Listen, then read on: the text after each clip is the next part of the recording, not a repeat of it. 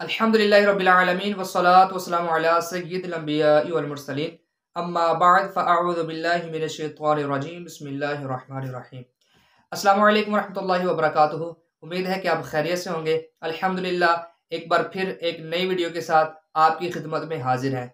तो आज की इस वीडियो में हम बहते पानी में गुस्ल लेने का तरीका और ये भी जानेंगे क्या गुस्ल के बाद वज़ू करना ये ज़रूरी है या नहीं। तो आपने वीडियो को पूरा देखना है, वीडियो को स्किप नहीं करना, इंशाअल्लाह अज़्ज़ा वजल बहुत कुछ सीखेंगे। सबसे पहले ये जानते हैं कि बहते पानी में गुस्ल देने का तरीका क्या है।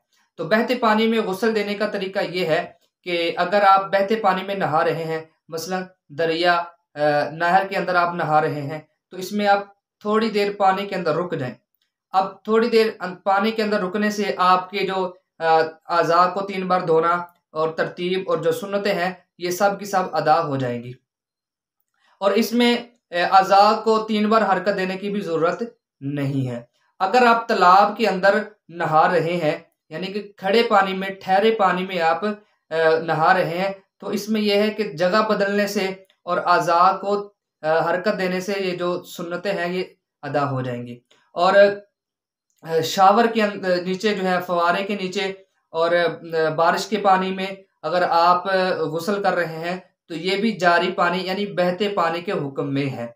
तो इसमें एक बात का ख्याल रखना है कि कुल्ली और नाक में पानी जो है ये ज़रूर जो है वो करना है, क्योंकि ये सबसे पहले 2 फर्ज हैं, कुल्ली भी करनी है और नाक में पानी भी चढ़ाना है गुस्ल के अंदर।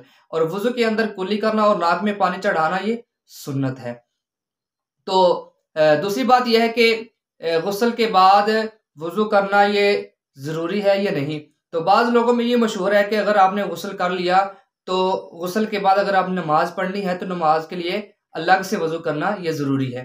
तो ये बिल्कुल गलत है, ऐसा नहीं है। अगर आपने गुस्ल किया है, अगर आपका गुस्ल अभी तक बाकी है, यानी कि आपका वज़ू जो है वो नहीं टूटा किसी भी वजह से, तो आप उसी गुस्ल से आप नमाज भी पढ़ सकते हैं, कुरान पाक की तिलावत भी कर सकते हैं और दीगर इबादत भी कर सकते हैं। तो गुस्ल के बाद जो है ना वो वज़ू करना जो है वो ज़रूरी नहीं है। तो उम्मीद है कि आपको आज की इस वीडियो से बहुत कुछ सीखने को मिला होगा।